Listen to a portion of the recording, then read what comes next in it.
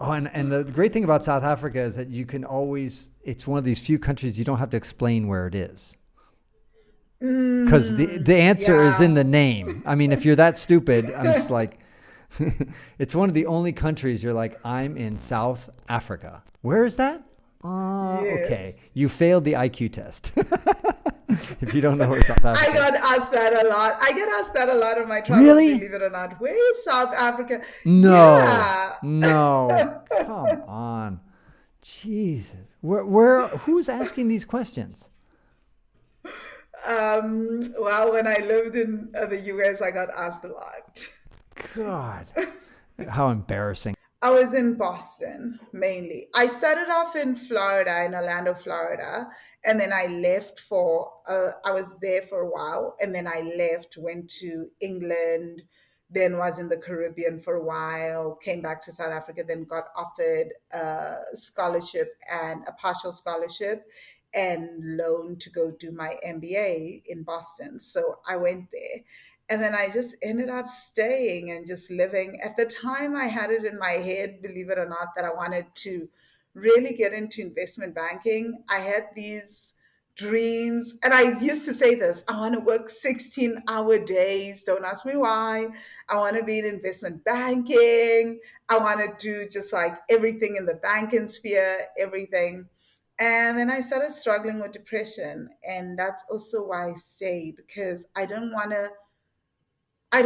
my travels to be me running away from myself and from my depression and from my panic attacks. So I literally stayed so that I could work through all that and heal it. And once I felt the depression start to shift and go, which it has, so this was from 2008 through to 2011, the end of 2011, I just felt this incredible shift in 2011 after Vipassana, and I just never felt depressed again. Haven't still touched wood that it continues. What And advice it's would you give just, somebody who is depressed? I mean, for me, what I can only share what I did because I think it's so different for everyone. I've given different people advice, and sometimes it works, sometimes it doesn't, because our root causes are very different at times. For me, what I did was I decided to lean into it, which is crazy, I know, because people are being taught to go to find something to basically get out of it. I stopped fighting it. I leaned into it. I actually started meditating. I changed my entire diet. I approached it from a very holistic standpoint. I went vegan. I started doing yoga. So I did the physical stuff. I started breath work. I did EFT tapping. I went to Vipassana for 10 days, which for me, Vipassana was the most transformative, but I did everything holistically. I started resting more. I changed my, um, I guess the things that I felt were causing a lot of depression in my life, which was also comparing myself to other people, looking at where I thought I had to be in my life. I changed my points of references and started working from inside out. Started looking at what do I truly want for my life? What is it that will truly make me happy, even if it's not by society standards? And started living according to that. I journaled a lot. Yeah, I chucked out a lot of things that were just not helpful to me.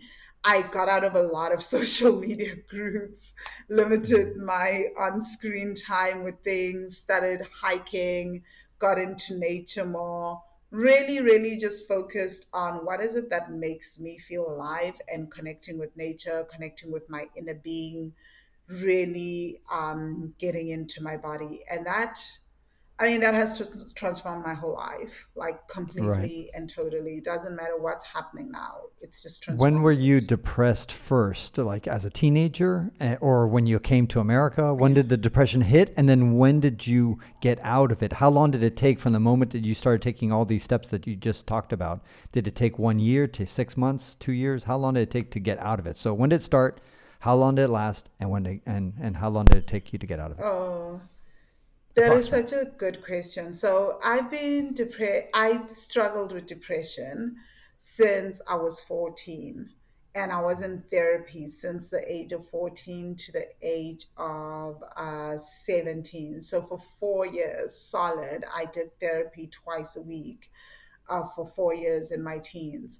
And in South then it Africa. kind of stopped when I got, yes. And then I went to varsity and it kind of stopped, but I realized it didn't. I just had coping tools from therapy. Like what therapy did was it gave me the tools to be able to maneuver it and to keep it at bay.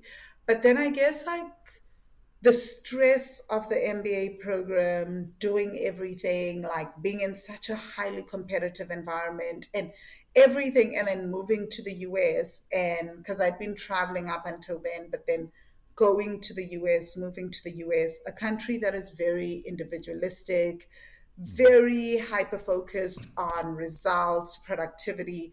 All the old thinkings of I'm not doing enough, I'm not good enough started to come back because like you're in this program and people are talking about these goals and you're feeling this pressure to make it happen. So I think in many ways I did crack under the pressure, but I wasn't aware of it, you Mm. know? And also, it is a country, America is a country that's all about like, you are what you produce, right? Right. And So, that's a good thing and what a you bad thing at the do, same time. it is a good and a bad thing, right? Because I just started my first real business and it was failing. And here's the thing, nobody had said, it seems so weird to me now, but nobody had said in this MBA program, you know what? Failure is really an important part of life, that your first business may fail and that's okay.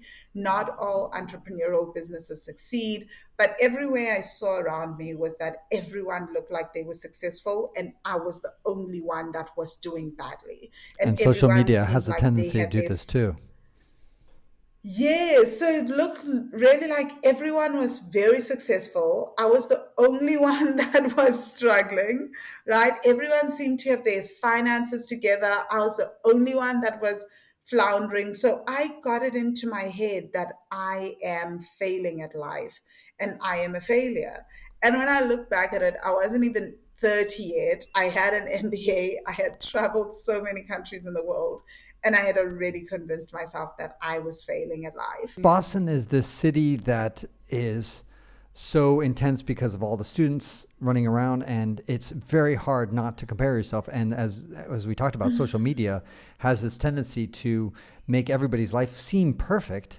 And so Yeah. therefore it's so easy to get depressed in such an environment. You were $60,000 in debt, which is a lot of money for anybody, but especially somebody from South Yes. Africa earning rand, which is not the weakest currency in the Yeah. world, but it's not great. And so, how did you Yep. get out of that $60,000 hole? Because I mean, investment banking would have Oh helped you, my but you decided not to do it. gosh. I decided not to do it.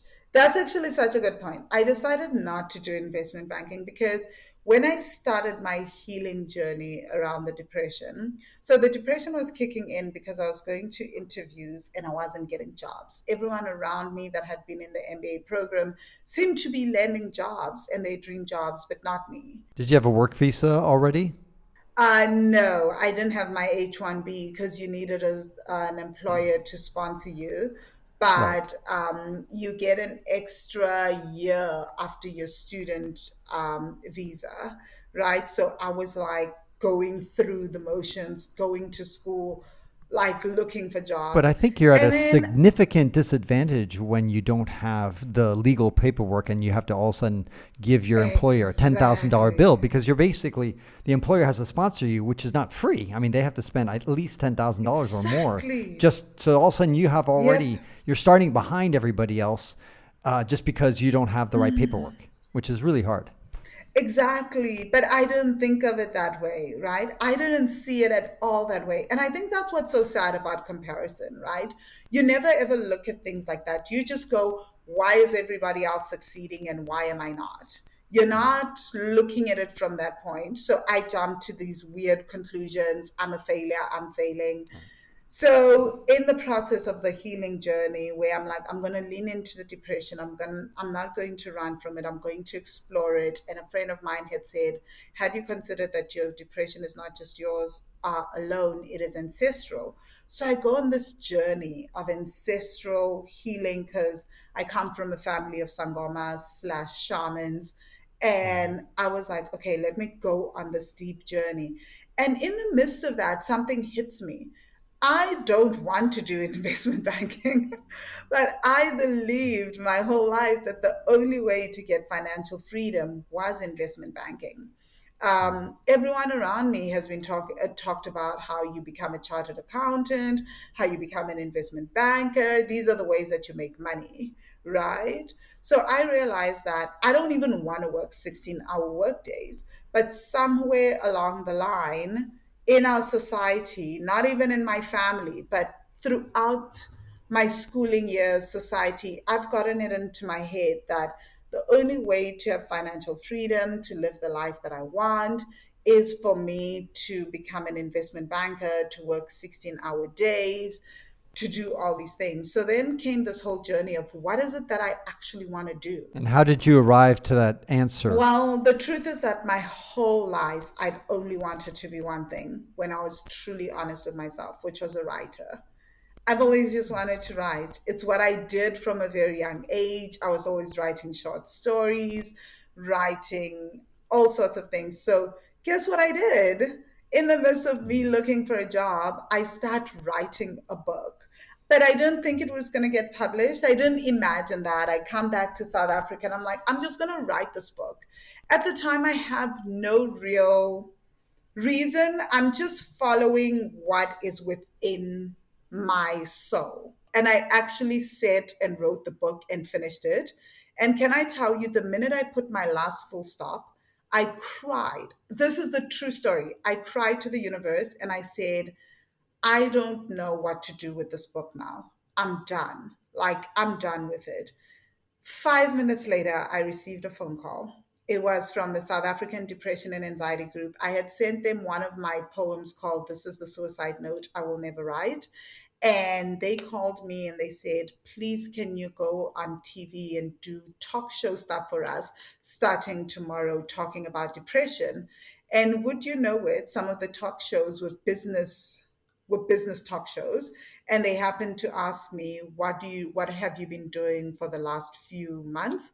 And I said, I've been writing a book. And what are the chances that on one of those talk shows a publisher's watching and they would contact the talk show producer and ask for my details? And literally a week after I put that final full stop, I had a publishing deal. 4 months later, my book was all over bookstores in South Africa, and I was in the media, and that's Go what ahead and plug happened. your book, the name of it. Heart, Mind, and Money: Using Emotional Intelligence for Financial Success. Excellent. And do you have others that are either already done or do you have more in the works? Yes, yes, Go ahead and list them. I've got the Holistic Wealth Manifesto, but that's just in ebook format. Then I've got my journal, which is the Next Level You Womb and Money Journal. It's there's a part one, which is the first 6 months, and then part two, which is the next 6 months. So you can journal for 6 months using the womb and working through your money stuff. And then the next one is coming out soon, the next book.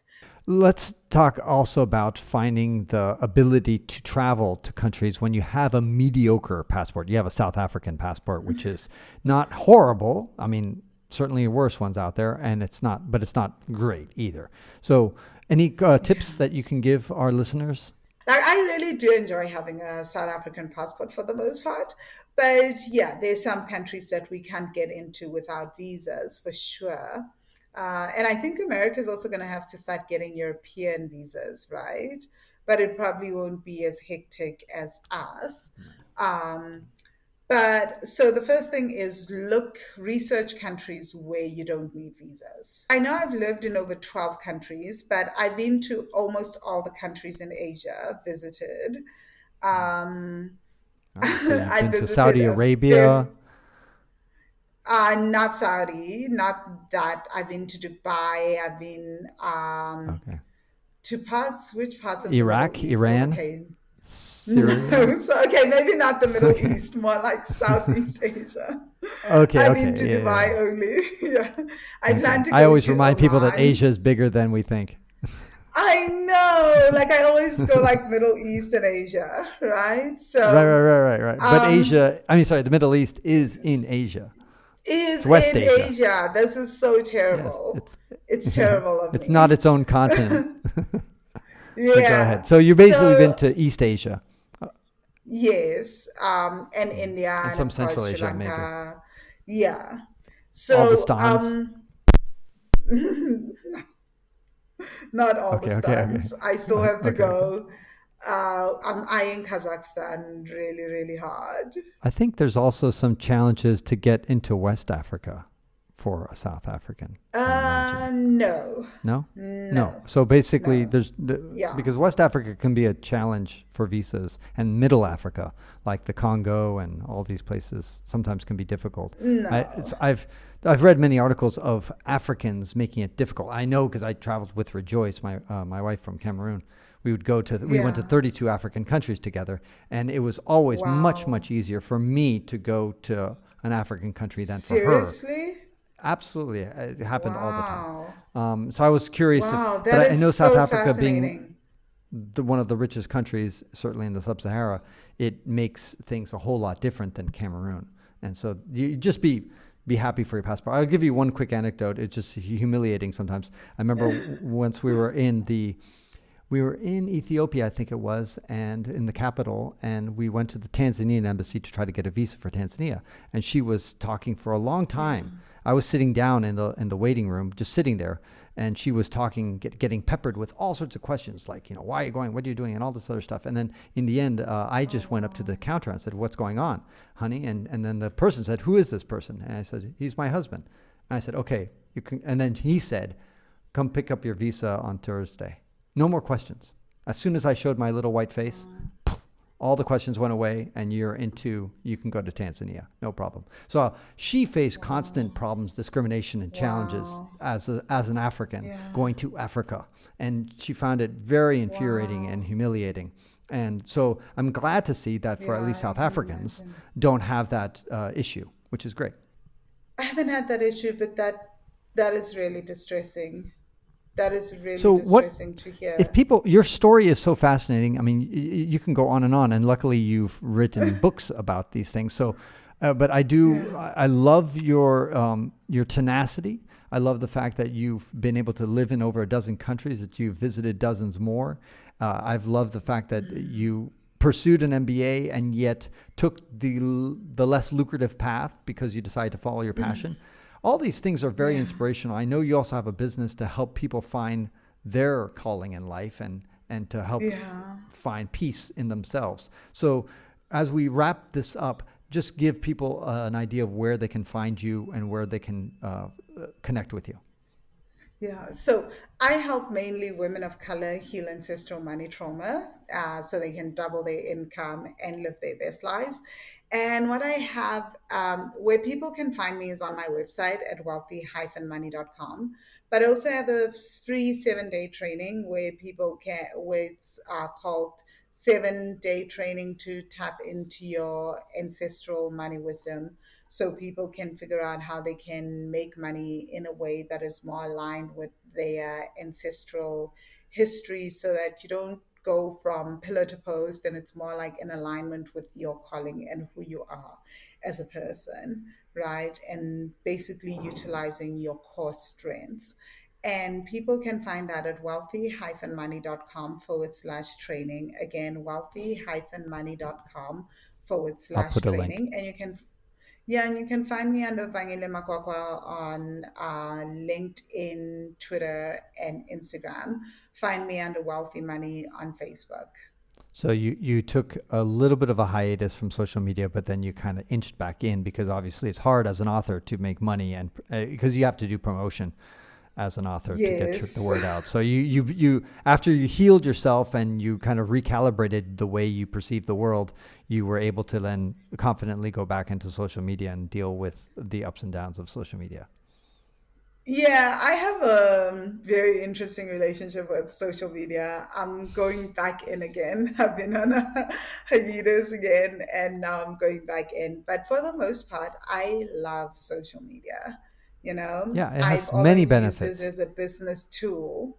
Yeah, but I also do take many, I take a bit of time off once in a while to just like recalibrate and rethink and go within and just remember who I am, so I can speak from my own voice.